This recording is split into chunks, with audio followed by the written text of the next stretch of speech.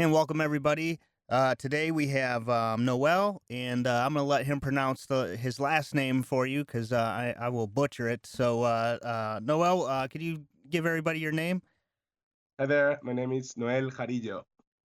Okay. And Noel is a inline downhill racer, and we're going to get into a little bit with him about the sport and how he got involved in it. So, Noel, if you could tell us just kind of how you got started with roller skating in general, like what's your first time putting on a pair of skates? I started with the classic quad skates, and I started like playing classic hockey in my hood. Later, I moved to the ice hockey because it was more faster and more funny. But I got a bit bored of that, and I moved to the aggressive skating. And with the aggressive skates, I moved to the downhill at the end. That's more or less how I start. And did you do like street skating or like skate park? Yeah, no, I used it to like to do greens and go to the skate park and try to do some flies and all this stuff. But you get really injured. You broke your knee super easy. You have a lot of accidents doing that. Mhm. So that was the thing that made me. I go sometimes, but I stopped doing the hard aggressive because you broke yourself. Absolutely. And what year did you get started in the downhill? Yeah, I start with like 16, 15 years old because like the kids of my hood used to go down the hills of Madrid that is really rich in hills. So with that, I get like starting to like the speed and like it to like the feelings of the turns and the sliding. So And did you start as a part of the IIDA or did you just kind of do it on your own? no, I start by myself. In Spain, we used to have like a national championship that it was regulated by other people that do like soap box racing with like cars without engine, Mm. and we kind of stick to these people because they have the same kind of circuit, but it was not really like based on the rollers. So that was for a few years, and later we start to do like first with ICSA, that it was the International Gravity Sport Association, but that later diverged into the IDF for skaters and IDA for the inline skaters. So that was like over the time change. Okay. And so just tell people kind of what some of your biggest accomplishments, like different tournaments you've been in and where you've placed at. I've been in the Spanish Championship in some races, and my best result was a second in the Cimanes del Tejar. It was a super really nice race with the Spanish Championship going really close to me. 2 seconds I finished, and I finished 15 in the World Champions in Teolo in Italy this last year. It was super nice race too, with a lot of the best riders in the world, which was really difficult to get with in the top 20. And I finished to third in the Alicante Championship last week, which was really funny too. And I think that's it. Nice. And so what are your goals for 2017? Are you any tournaments you're looking forward to or Yeah, the main goals for the next years are in one part in our country. We're working with the Rollerblade Federation to make some Spanish real championship to get a selection because in 2019 is the first World Games in Barcelona. That is like the Olympics for the roller skate sports. And we wanted to have a strong team of Spain because we are the main city, we're the hosting city, and it's like super important that we have a selection. And the other goals are for myself is try to go to the IDA championship to a few races and finish in the top 10, top 5. Let's see, because the people is really good, but we are trying, me and our friends of Spain, really hard to get as good as we can in there. for other people that are interested in doing this? Actually, let me ask you this: what kind of speeds do you guys reach? It depends of the circuit because there is a specific circuit to go super fast, and they go like in kilometers, like 140 kilometers an hour, which is like 75 miles an hour more or less, something like that, super fast. And in normal races, in regular races, we usually go to like 90 kilometers an hour, maybe 84, 100 even, and that's like super fast. But for the people that want to like start regular normal downhill, you can like go I don't know, 30 miles an hour and enjoy a lot the speed and everything. You don't need to go crazy to enjoy.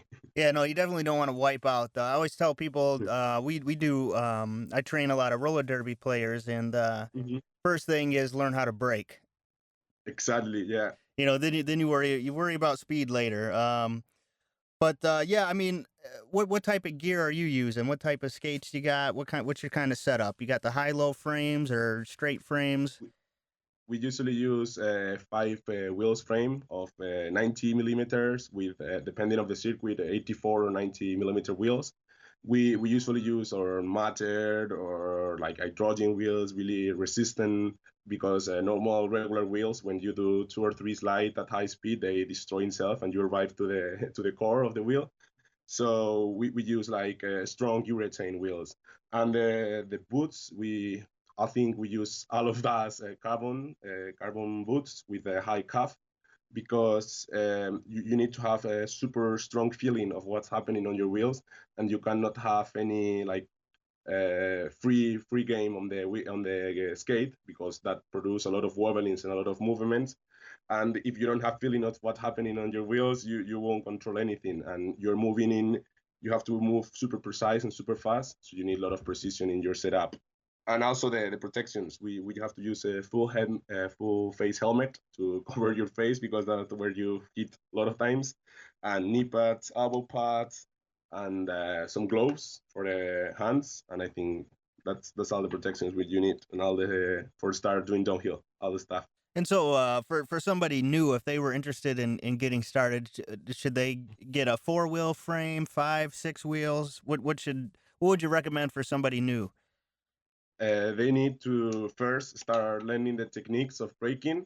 And when they have developed the good brake technique and a good turning technique, they can start thinking about the skates. To start in downhill, you just need the effort and wanting to look to learn the techniques of downhill. That's a bit different from normal skating. And when you have that with I start with aggressive skating with two wheels in each skate. So you can start with practically everything with the helmet. And later, when you have a bit of skills and a bit of pace, later you start thinking about if you get a regular free skate boot with the five wheels, or you get four 90 millimeters or 100 millimeters wheels that are you have more stability but you turn less. But the first is the skills, and later you think about the material, because it's not as important as the skills. Okay, so they can pretty much start on small hills with any pair of skates. Exactly. With the fitness skates, with the free skate skates, with practically every aggressive skates is obviously not recommended, because they they don't have too much turning ability. But with practically everything you can start, and a small hill, and later you go upgrading the level of your hills. It's not good to start on a steep hill, super steep hill, because you will feel a lot of fear and you won't be able to stop yourself. So it's always good to be step by step. Yeah, and that's how you can wipe out pretty good.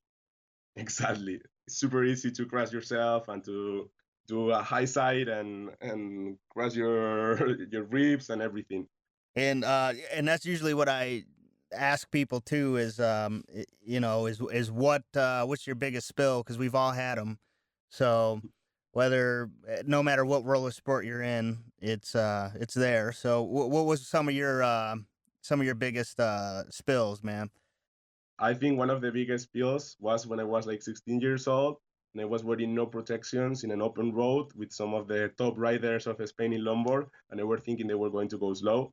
And in the first turn, that it was going like 70 or 80 kilometers an hour, I entered like without brake, and it was a lot of sand in the asphalt. So I lose the grip, and I went to the floor, and I burned my elbows, knees, ribs, all my clothes. I was covered in blood, and I looked to myself. I checked I was fine and I didn't have nothing broke, and I just continue going down.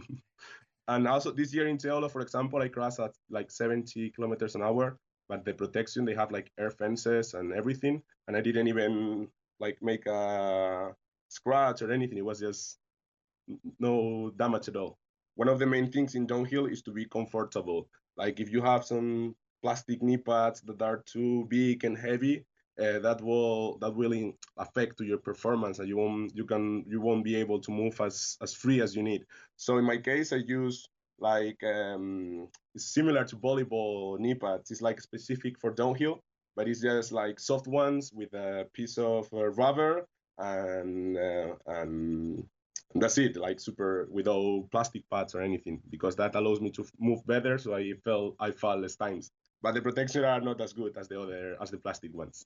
And so you don't want the big like roller derby pads or nothing. No, the main problem of the big plastic pack is that in your knees, for example, when you're sliding, you need a lot of flexibility and you need a lot of agility. So that reduces a lot. So we use a lot of people use like G form and this style that is just a piece of rubber with I don't know the word in English, like with textile covering over it, just no plastic, no metal, no nothing, and G-Form and we Power Slide do some really nice this kind of like soft protections, and this for me is what it works. If you put your jeans and your jacket over the protections, you don't get any damage when you fall over with that. Okay. And so, do you have any events coming up for the end of the year, or is 2017 is going to be the beginning of your next event? Yeah, no, we are training now for the next year because this last week was the last race of the season, and we are planning now the next season to see if we have the budget to go to the states to some races there, that because we would like to, and we are looking also to go to the bobsleigh track, which is like same as the ice but without ice, and in Russia there in Sochi they're doing a really nice race of that next year. So we're basically planning all the next year now and checking what events we can do, what event we can attend, and preparing the Spanish Championship. And then for those who are trying to get started, what I don't know the exact thing. I'll try to get it. I'll put it in the show notes if you know it. Happen to know it offhand, but they can find you guys on Facebook in that Facebook group. Do you happen to know the name of the? Yeah, we have one Facebook group that is called Inline Downhill Spain, that we put our videos and we put like some tutorials of how to do sliding, how to different braking techniques. And also we have the YouTube page, which is the same name, Inline Downhill Spain. And there you can see all of the races that we attend, free skate, like different things apart from just downhill. And it's nice that people share this stuff, because we are trying to work out that more people knows the discipline, because I think it's a really like interesting and exciting discipline and sport to do, and not too many people know it. And we are our page and our Facebook stuff is trying to work out in this and make a bit of promotion of our sport. Yeah, I mean, for people, we'll definitely put some different videos and stuff so you can see it.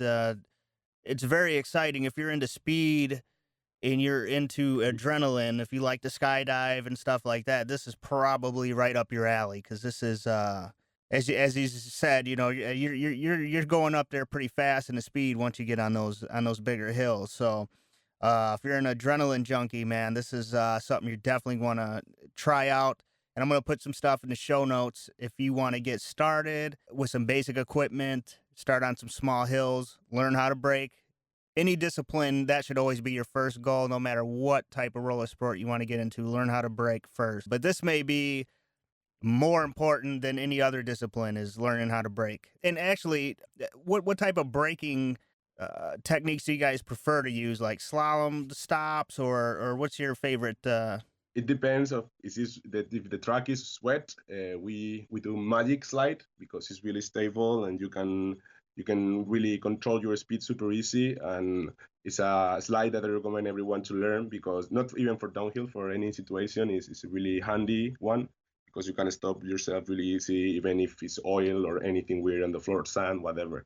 But for racing and for when we do hard stuff, we just do parallels. We go on full tag till we arrive to the turn, and when we see super close the turn, we stand up, we do a bit of slide, and we go back to the tag.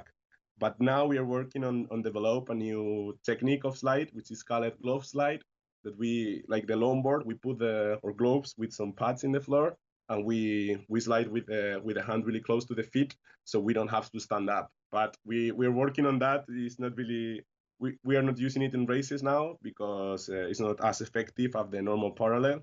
But we have some videos in our YouTube channel that if the people want to check how the technique works, is there for everyone. Yeah, no, that'll also be in the show notes, if you wanna go look at the races. And you said you had some training stuff too they can look at, like just some technique stuff? No, the technique stuff we usually put the tutorials we put it from there is a super nice channels in France that do excellent tutorials and in Switzerland about different braking techniques and everything. And we usually share material from other people because the material that we produce is usually more like we saw how the technique is done more than how to do the technique because for now we don't have the enough interest of people for these things. So we share the material of other people and we create our material to solve what we do. Okay, yeah, and, but, they'll be able to find some tutorials to get started, and meet with the group and, just share with each other how to do Exactly. things and how you're doing, how you're progressing, and, I'd like to see this grow too, because I don't know, I might have to find well, we have plenty of big hills here, I might have to, get myself on one of these and give it a shot, so Mhm. but Noel, I'd like to thank you for coming on. If there's anything you want to promote before we go, No, no, thanks to you guys for like sharing our discipline and just wanted to tell everyone like the try to see what's downhill or because all the skaters that have a bit of ability, I think they can be into it, and it's a really nice discipline to keep yourself fit, to release stress, and to learn to enjoy more life. And I think there is too many people now practicing and doing it, so we need more people to join our discipline to make it more funny and more competitive. absolutely. So, thank you for coming on. And again, don't forget to like our Facebook page, and we will be giving away the Bone Swiss Super 6 bearings. That'll be on December 12th. So don't forget that, and also check out the show notes here and get connected with these guys so you can get started and learn a really cool discipline in the roller sport. So we will see you guys next week. Till then, skate hard.